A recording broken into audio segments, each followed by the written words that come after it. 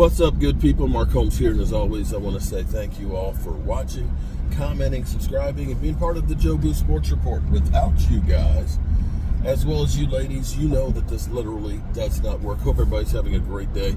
Getting my morning video on this morning on the road. I had to get up.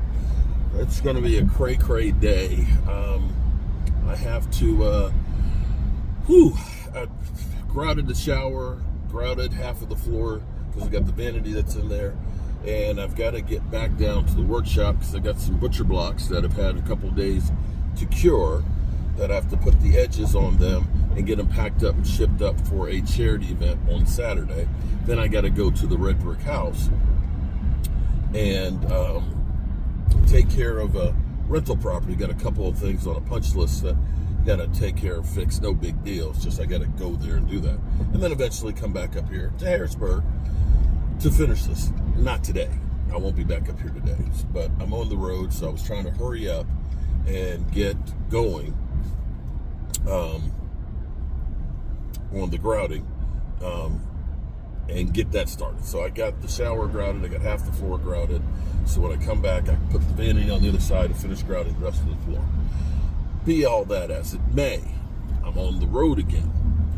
And here's an interesting thought that I'm having here, because right now it is hump day. I hope everybody's getting over the hump. I hope everybody's humping or doing whatever you do on the Humpty Hump Day. Is where are we as a franchise? What is the business plan?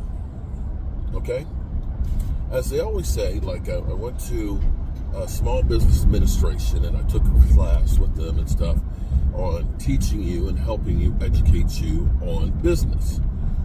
And if you want to go to a bank and you want to get some money to go ahead and start your business and things, if you don't have the cash to start your business and stuff, you have to have a business plan, a business model. You want to know what it is we are trying to achieve, besides make hopefully a whole lot of money. And the banks or the lenders, they want to see your data, your ideas, and where it's succeeded elsewhere or how it's going to succeed. You don't just haphazardly just start a business and say, okay, here's our shingle. Because when you sell something, for example, things like setting the price are very important, because you could sell something really cheap and sell a lot of them, but then your profit margin could be really low, or you might even be selling it at a loss. You could charge more for it, which your profit margin will be higher, but you'll sell less of them. So you've got to find that happy medium there to make the business succeed. So here we are with the Dallas Cowboys. We've got Jerry Jones, okay, who's always talking about wanting to win Super Bowls. Okay? Jerry Jones, who talks about going all in. Jerry Jones, who used to take risks on guys like Deion Sanders. And the business of weed and boys and winning championships. At least that used to be the business model. Or at least I think that's what the business model. Maybe they just won those by accident. Then you've got Stephen Jones, who, let's be clear here, Jerry Jones is the final say, but Stephen Jones is the one who's really running the show. Let's be clear here. It's Stephen Jones who's the guy with the capology, the bad contracts and everything else. He's learning on the job. Okay? Can we agree on that? The thing that they seem to keep doing is going in kind of two different directions. Jerry, at least the concept and the idea of, we want to win the Super Bowl.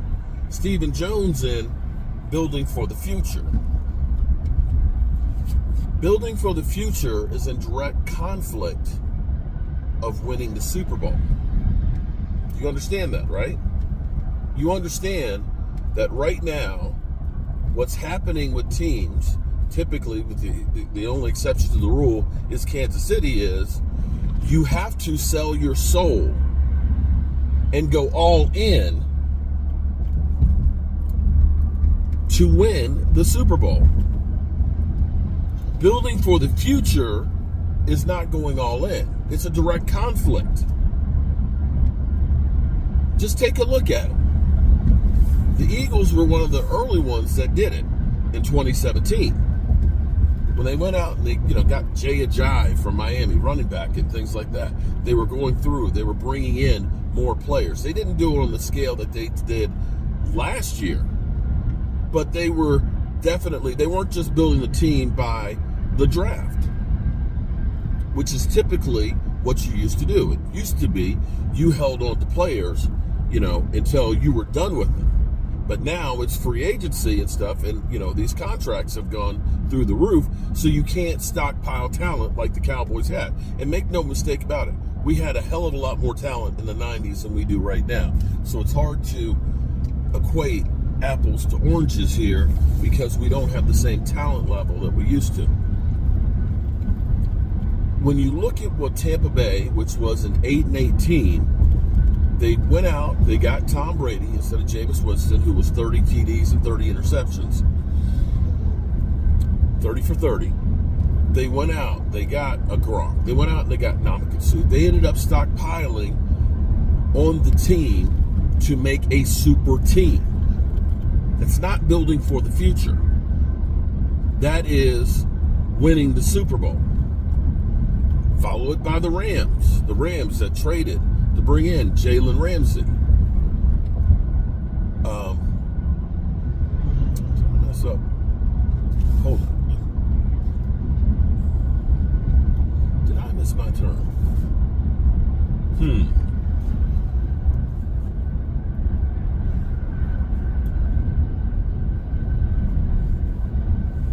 I may have missed my turn.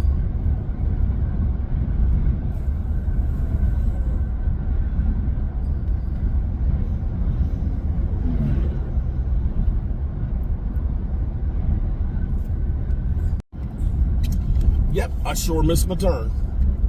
Anyway, gotta make a U-turn and go back around. Tampa Bay went all in, won the Super Bowl, and then they had to basically start all over. Tom Brady played one more year. They made the playoffs. Gronk retired, and they kind of got rid of a bunch of players, but they were back in the playoffs. The Rams sold their soul. They went out. Did I already talk about the Rams? They went out. They got, Matthew Stafford and Jalen Ramsey and everybody and so on to bolster their roster, right? Yeah, they went out. They got players. And then they had to gut their roster. They were back in the playoffs again. The Eagles, they ended up going out and signing everybody, making trades for A.J. Brown and stuff. Now, I think the Eagles may end up taking another step back this year. I could be wrong. But I think after they had that peak of getting to that Super Bowl, that now you're losing places. You're going to lose your center more than likely. And you're going to take a step back again. And it's just a natural progression. You had your shot. San Francisco, they have been doing it for years. They've been going all in, bringing in Christian McCaffrey, making trades, excuse me for saying bringing in free agents like Hargrave, but making trades for Chase Youngs and bringing in Randy Gregory's and stuff, and bolstering their roster that was already really good. And they make it to the Super Bowl. They're not building for the future. They're building for right now to make a run. So you've got this direct conflict of Stephen and Jerry Jones. Stephen Jones, you don't want to mess with the cap, okay? And this is the biggest crock of shit ever, because I don't understand how it is we don't have excuse me, I got a bit of a cold. We don't have big free agent signings. We don't. We're not going out, and making trades and bringing in, a Von Miller or Bobby Wagner and things like that. We've been doing bottom tier moves bottom tier moves that are 1 or 2 year type deal, that are usually $1 or $2, $3 million at most. Somehow, this team is $9 million under the cap, where the Eagles literally bring in players left and right, screw up with the quarterback, paying Carson Wentz, and literally take a $32 million deadhead. Somehow, they got like $27 million. That goes to show you that Stephen Jones, running the business, doesn't understand how to use the cap. If they're signing players left and right, some work out, some don't. You know, they brought in Ndamukong Suh. They brought in, Ndamukong Suh played well for him, but then they also made the move for, pass rusher that was with us, Robert Quinn. That one didn't. But it didn't be like, oh my God, we can't make moves. It might be Robert Quinn and all over again. No, they ain't scared. They go in, they make these moves. If it doesn't work, we'll figure out a way to get our cap together. They decided. We paid Jalen Hurts. Now, this is where it's kind of crazy. They paid Jalen Hurts a $51 million contract a year, and they got their quarterback done. Whether or not you think he's the guy, they got their quarterback deal done.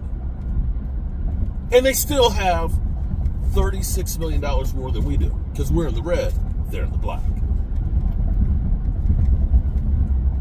So you look at this and say, I don't know what the hell we're doing. I honestly don't know what the hell we're doing. Or maybe Stephen Jones doesn't know what the hell he's doing. Because with the situation, if we are not that far away, we're not that far away. At least I don't think we are. If we had done some of the things like a San Francisco that brought in a Hargrave, right? Let's say we brought in a Hargrave. Everybody who's out there right now on the bandwagon for going to get Bobby Wagner, okay? We're talking about getting Bobby Wagner right now. We could have got Bobby Wagner 2 years ago. And do you know how much Bobby Wagner has been paid over the last 2 years? Do you know how much money he's been paid over the last 2 years? $12 million.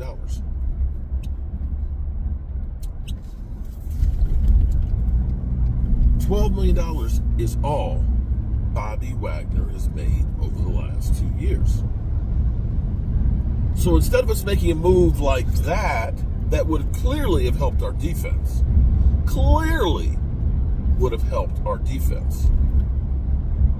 we wait till they get older and cheaper.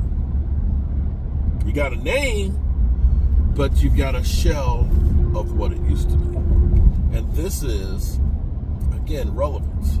You know, when you say we're going to re-sign Dak, we're going to re-sign CD, we're going to re-sign Micah Parsons, you know that those guys are some of the top jersey sellers in the history of football.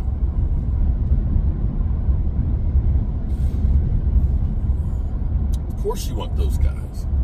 Of course you want those guys. Because you have to understand, what is the business model? Is the business model we're winning Super Bowls? Or is the business model we're here to make money and build for the future? It's a direct conflict. There's no ifs, ands, or buts about it. And if we don't see a sense of urgency, and this is where we'll know, we will know by the end of March what the business model is. If by the end of March, the only free agent signings that the Cowboys do is re-signing some of their own players, bringing back, Gilmore, bringing back, say, Dante Fowler and, Dorrance Armstrong, Biotish, and guys like that. if it ends up being that those are the only real free agent, or if the free agent signings that we have are bottom tiers ones, then we know that the business model is for the long haul. And for Stephen Jones to go through and say, well, I don't know of a time that Jerry wasn't all in. If you think what the Cowboys have been doing every year where we don't use all tools available, then you honestly don't know what all in is. All right, good people. That's what I got for you for our morning coffee. Now at least I'm on the right road. Stay on this one till I hit 270. And I'll be there in 2 hours. Peace.